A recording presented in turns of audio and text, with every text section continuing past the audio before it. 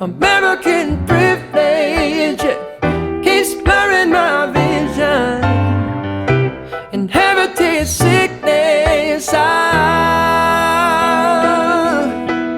Continuing on from where we left off last week, we will continue to examine Herod the Great's historical and archaeological connection to the first Christmas that can be found recorded in Matthew 2.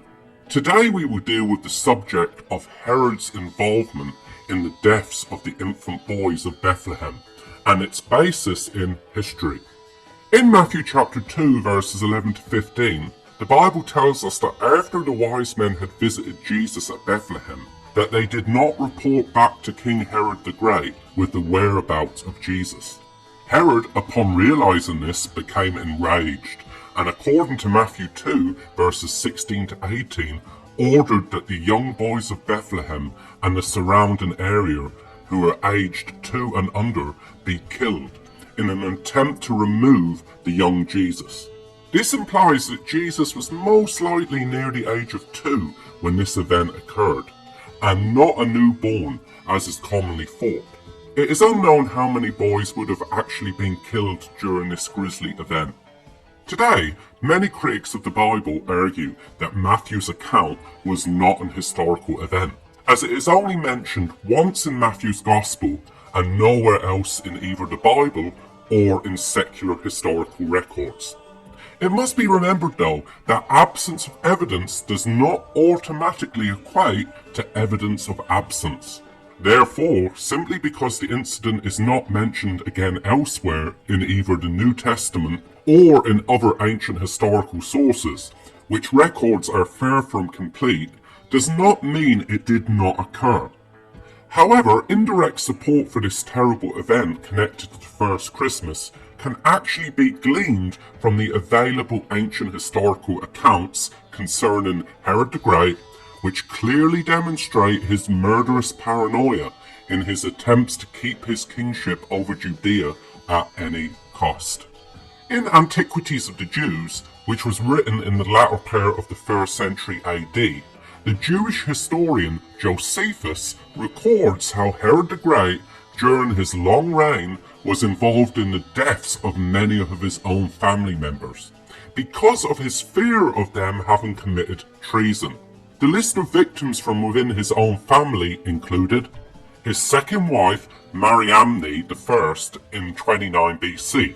Later he killed Mariamne's mother, Alexandra, and Mariamne's 2 sons, Alexander and Aristobulus. He also had his brother-in-law, Costobar, and another of his sons, Antipater, executed.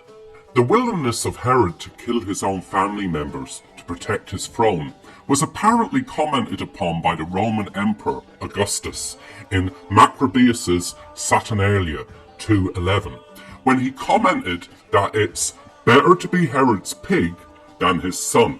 Herod was paranoid that his family wished to supplant him and was willing to kill them to secure his throne. Another incident towards the end of Herod's life also clearly demonstrates his willingness to commit mass murder. In Antiquities 17:6, Josephus records that Herod, before his death, ordered that the chief men of the Jews be gathered together at Jericho.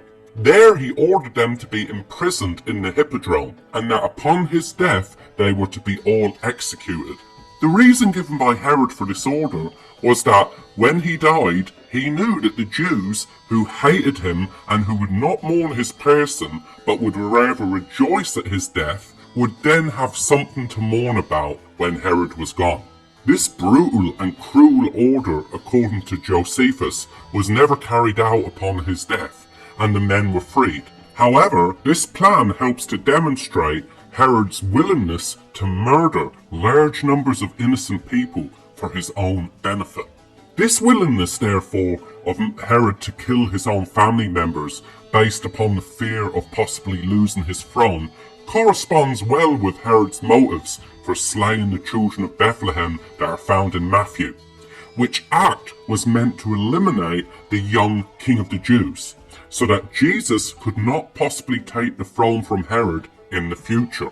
If Herod was willing to kill his own family members to protect his throne, then the murder of some unknown children in and around Bethlehem is not out of character for him. The fact too that he was also willing to murder a large number of innocent Jewish men at Jericho upon his death also helps to demonstrate Herod's willingness to commit terrible crimes to achieve his desires, which brutality is also clearly found recorded in Matthew 2. Therefore, the willingness of Herod to order the deaths of the young children at Bethlehem to secure his throne appears to correspond well with other known facts about Herod's actions and character as a king of Judea from outside of the Bible. This therefore helps to demonstrate once again the accuracy of Matthew's account of the first Christmas.